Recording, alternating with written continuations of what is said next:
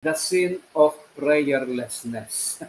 Ano po? Ang kasalanan ng, ano po, hindi pananalangin. Sa hindi natin pananalangin. Dahil sa po buksan ng ating po pag-aaral sa pamamagitan po ng pagbabalik ng isang maikling kasaysayan sa panahon po ni Samuel. Ano po? 1,000 years before the birth of Jesus Christ. Ano po? Bago ka na ang ating Panginoon. Si Samuel, ano po, Prophet Samuel, mga kapatid, ay nakatayo ano po sa harap ng isang malaking bansa. 40 years earlier, ano po, in one of the darkest Israel's period, ano po, o history, sabihin po natin, he assumed national leadership. Noong unang mga panahon, mga kapatid, no, ay after the patriarchs, mga kapatid, came the prophets. Ang mga propeta, mga kapatid, ang siya nga po ay itinalaga ng Panginoon upang siyang maging gabay ano po, ng bansa, lalo higit ng bansang Israel, mga kapatid. Pero kung ating titingnan, mga kapatid, si Samuel is a very strong man ano po, and dominating personality. Kung sa ating pang panahon, mga kapatid, ay tinitingnan po siyang isang charismatic leader. Ano? So, dumating po, mga kapatid, na sa kanyang paglilingkod. Anyway, bilang isang propeta, mga kapatid, ang kanya pong pangunguna ay sa pamamagitan po ng religious ano po, leadership. At higit sa lahat ay sa pananalangin. Samuel was preeminently a man ano po, of prayer and intercession. Lagi po siyang nananalangin ano po, sa lahat ng mga taong kanyang pinangungunahan. Araw at gabi, mga kapatid, namamagitan siya sa buong Israel. Corporately and individually, doon po sa mga lumalapit sa kanya na humihingi ng mga payo, ng mga gabay, po yun po may mga problema, mga sigalot. So, kung atin pong babasahin ano po sa unang aklat ng Samuel, mababasa po natin, mga kapatid, yung kanyang walang humpay ano po, at masidhing ano po, pananalangin para sa bansang kanya pong pinangungunahan. Hanggang siya nga po ay tumanda na, mga kapatid.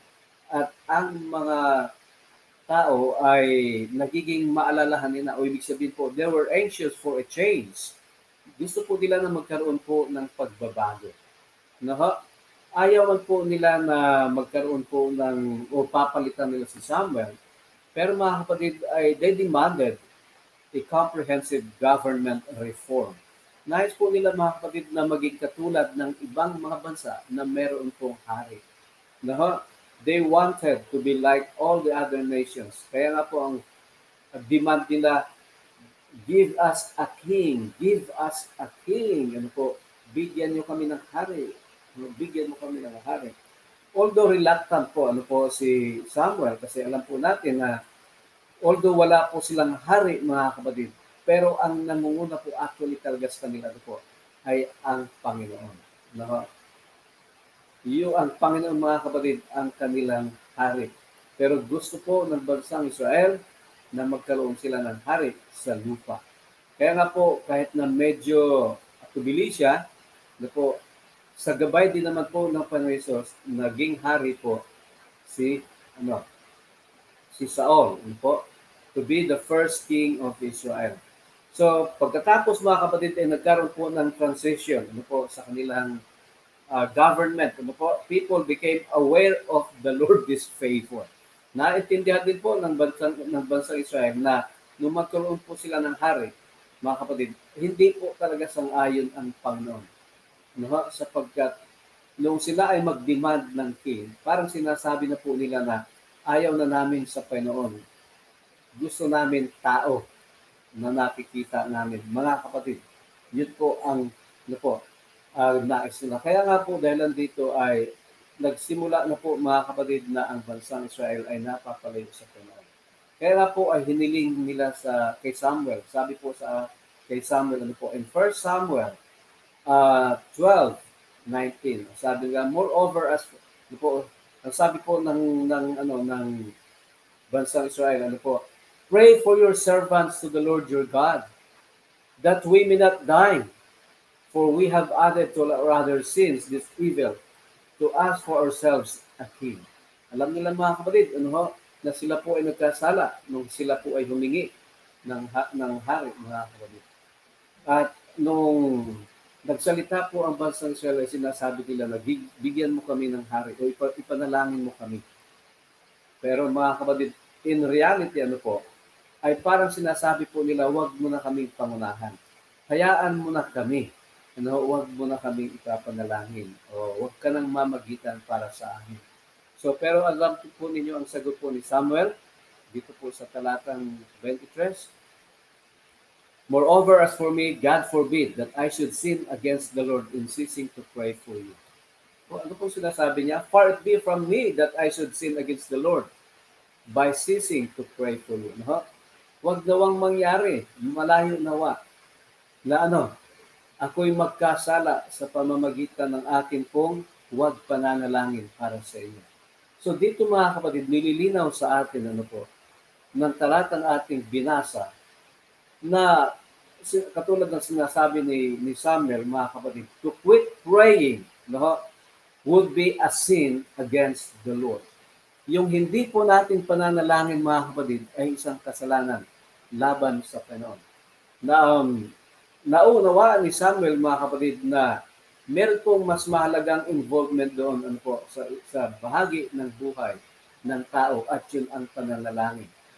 Naunawaan niya na ang pananalangin is more powerful in its positive impact para sa mga anak. Naunawaan niya na ang pananalangin, mga kapatid, ay mas nakakatulong sa mga kasama sa work kaysa doon sa compliment. Naunawaan ni Samuel na yung ipanalangin niya ang kanyang kapwa ay higit na makapagpapasigla sa kanila sa kanilang pananalig sa Panginoon kaysa paggawa ng ibang mga bagay na mabubuti. Naunawaan niya na yung ipahayag, mga kapatid, ang pag-ibig sa pamamagitan ng pananalangin. Kahit sa mag-aasawa, katulad po ng ating napag-aralan kahapon. Kaya nga po ako naniniwala na ang ating pong iglesia ngayon, mga kapatid, there are many people who do not pray at all. Mga kapatid, hindi ko alam kung ano pong mga kadahilanan, pero sa ating pag-aaralan ngayon, meron pong pinupoint out yan. So ano pong sinasabi ko dito, mga kapatid? Prayerlessness. Yung hindi po natin pananalangin ay kasalanan, mga kapatid. Okay? So, we usually, mga kapatid, meron pong mga alibis. Bakit po ba tayo hindi nananalangin? O bakit po ba tayo tinatamad manalangin? Mga kapatid, kung kayo po ang tatanungin, meron ba panahon sa inyong buhay na hindi na po kayo nananalangin? Or tinatamad manalangin, mga kapatid? O di man po kaya ay nagpapaliban ng pananalangin. Marami po tayong mga alibis niyan, mga kapatid. Katulad halimbawa po, ng pagkakamakakalimutin. Sabi natin, nakalimutan ko. O di kaya, mga kapatid, ay yung maiksi ang ating mga pasensya. Kasi usually, mga kapatid, kapag tayo po irritable, ay pagkapakiramdam mo ay hindi maganda, ayaw mo manalangin. Marami din po, mga kapatid, ay mga vices natin. Marami po actually mga kadahilanan. Pero ang sinasabi po dito sa atin ni Samuel, prayerlessness is a sin. Sapagkat it's a violation against God's command. Why prayerlessness is sin, mga kapatid? Bakit nga ba ang hindi natin pananalangin ay kasalanan? Marahil, mga kapatid, ngayon lang po ninyo ito narinig, na ang hindi po pala natin pananalangin ay kasalanan. Bakit po, mga kapatid? What God does in the world and individual lives, He does through prayer. Prayerlessness is sin because it is opposed to the purpose and plan of God. Mga kapatid, lahat po ng atin pong tawag dito, pagkokontra, hindi pagsang-ayon sa mga panukala at layunin ng Panginoon, tayo ay nagkakasala. Ang panukala po ng Panginoon, mga kapatid, na tayo ay manalangin. Halimbawa po, ano bang ipinapanalangin natin? Let's say for example, sabi po dito, Prayerlessness is a sin because it's opposed to the purpose and plan of God. In James 5:16-18, make this your common practice. Ano pong sabi ng Panginoon? Confess your sin to each other and pray for each other so that you can live together whole and healed. So panukala po ng Panginoon, mga kapatid, tayo ay mga dalanginan sa isa't isa. At magpahayag ng ating mga kasalanan sa Kanya sa pamamagitan niya ng panalangin. The prayer of a person living right with God is something powerful to be reckoned with. Katulad po ni Elijah, mga kapatid. Elijah is a prayerful man. Sabi po, for instance, human just like us prayed hard that it wouldn't rain. Nanalangin siya, mga kapatid, na umulan. And it didn't rain, mga kapatid, for 3.5 years. Then he prayed that it would rain, and it did. The showers came and everything started growing again. So ano pong sinasabi dito, mga kapatid? Nagkakasala tayo kapag hindi tayo nananalangin sapagkat ang panukala at layunin ng Panginoon, ikaw at ako ay manalangin. Magdalanginan sa isa't isa at tayo po'y lumapit sa Panginoon. Prayer has a great power. It can change life. Now, paano po magbabago ang ating buhay? Paano po magbabago ang buhay ng ating mga kapatid, ng ating kapwa, kung hindi po tayo nananalangin? So we are sinning. Prayer can save soul, mga kapatid. It can revive a church. Kaya nga po, kapag hindi tayo nananalangin, mga kapatid, wala pong madadala sa mga paanan ng Panginoon para maligtas. Kapag ang iglesia hindi a praying church, hindi po lumalago at ang kapangyarihan ng banal na Espiritu hindi nalagana. Prayer can empower a person. It can turn a life around. Knowing what power there is in a prayer. Kaya nga po, it is sin to fail to use it.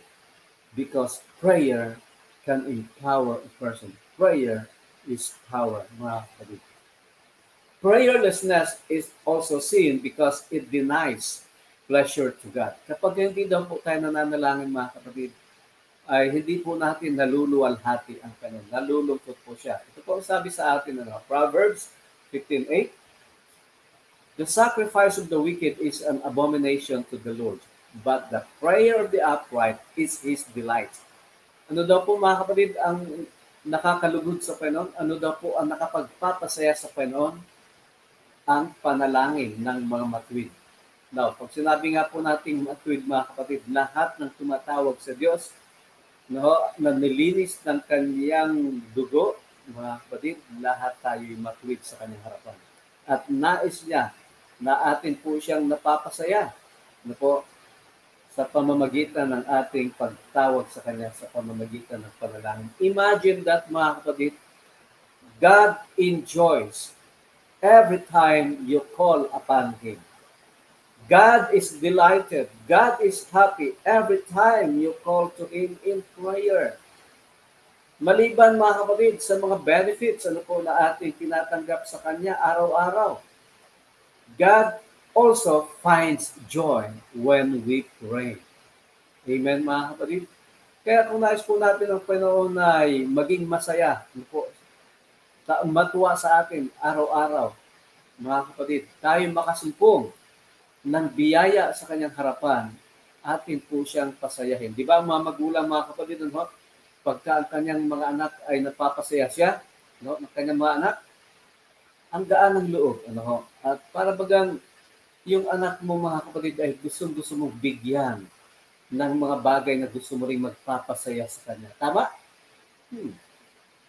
Ang hindi natin pananalangin, mga kapatid, ay nakakalungkot sa Panginoon. But the prayer of the upright is His delight. Ano pa po, mga kapatid? Ang sabi nga po sa atin in Romans 8:26. In the same way, the Spirit help us in our weakness. We do not know what we ought to pray for, but the Spirit Himself intercedes for us through wordless groans, and He who searches our hearts knows the mind of the Spirit, because the Spirit intercedes for God's people in accordance with the will of God. So kaya nga po, mga kapatid, sa ating pananalangin, tayo nagkakaroon ng ano po, kapangyarihan sa pamamagitan ng banal na Espiritu. In Romans 8:37, mga kapatid, we are more than victorious through Him who loves us. For I am convinced that not even death or life, angels or rulers, things present or things to come, height or depth or any other created thing can separate us from the love of God that is in Christ Jesus our Lord. So prayerlessness, mga kapatid, is sin because it defeats the power of God. Tayo po lahat, mga kapatid, ay pinagkakalooban ng Panginoon ng kapangyarihan sa pamamagitan ng banal na Espiritu.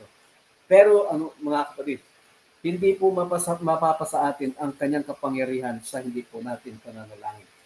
Ano po? The cause of prayerlessness. Mga kapatid, bakit po ba tayo hindi nananalangin? Anyway, bago po yan, isa pong illustration na nais pong i-share sa inyo. Meron pong isang football team.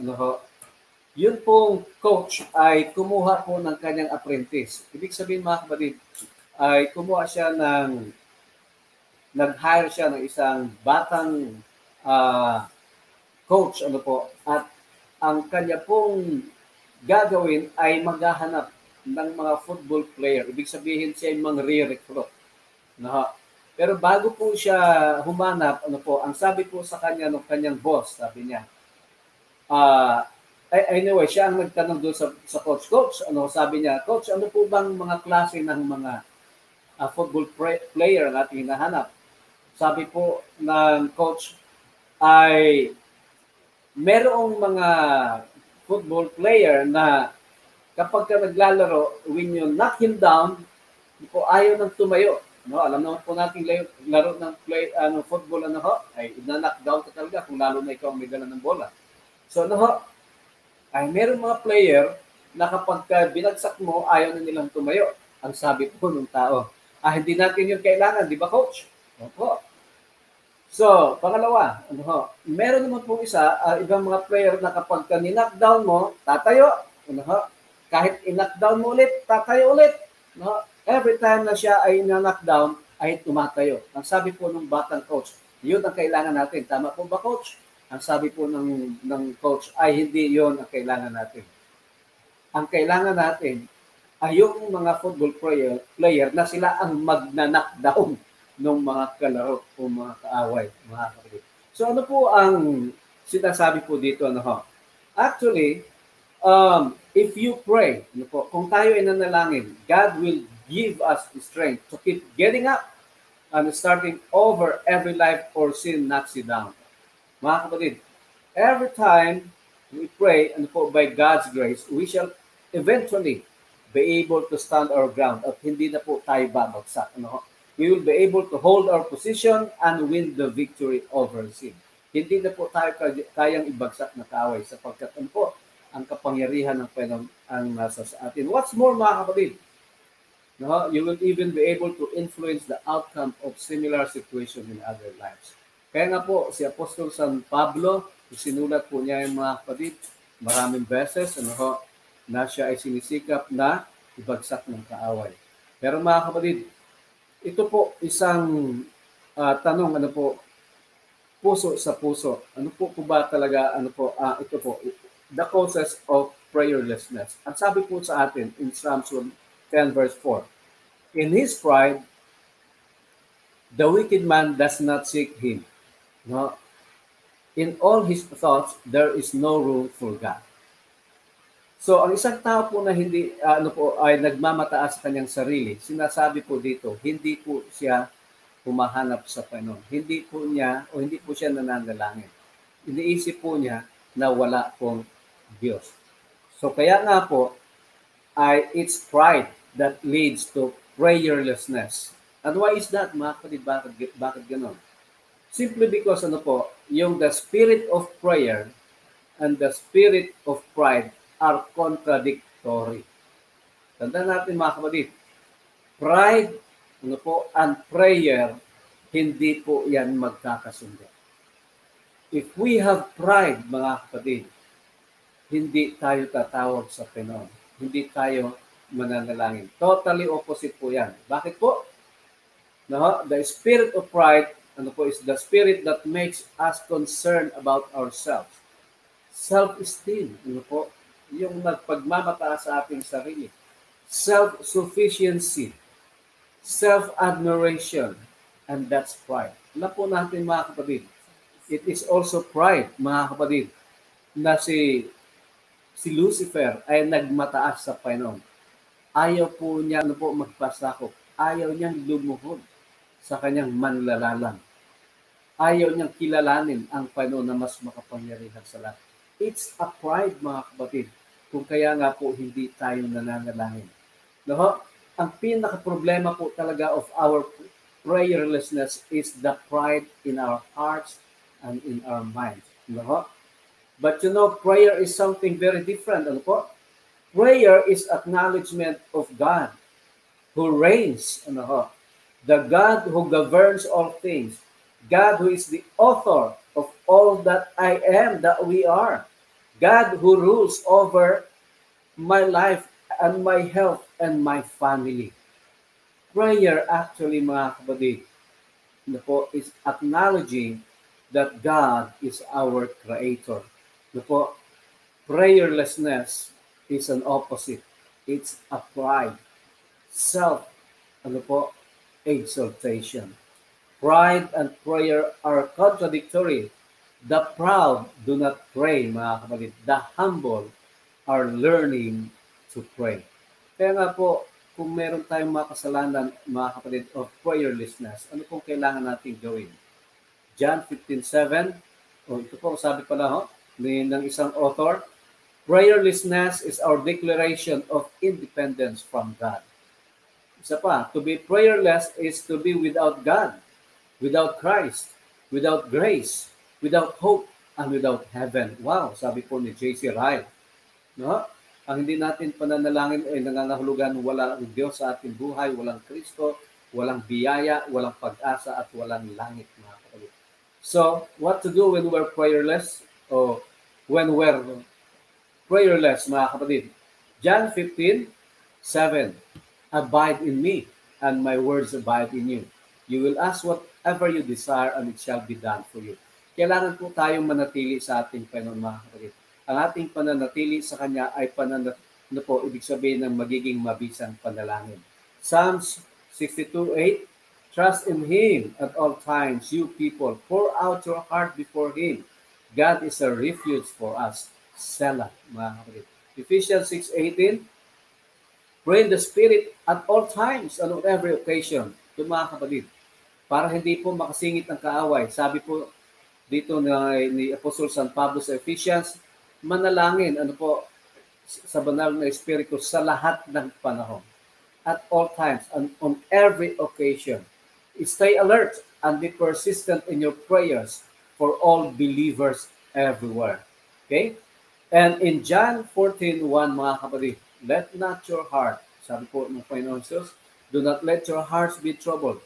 You believe in God, believe also in me. Mga kapatid, prayerlessness ay kawalan ng pananampalataya sa ating Panginoon. Ano po ang gamot? Manampalataya sa Kanya. Huwag tayong mag-alala, huwag maglumihanan ng ating mga puso. Manampalataya tayo sa Panginoong Hesus at sa Amang nasa sa langit.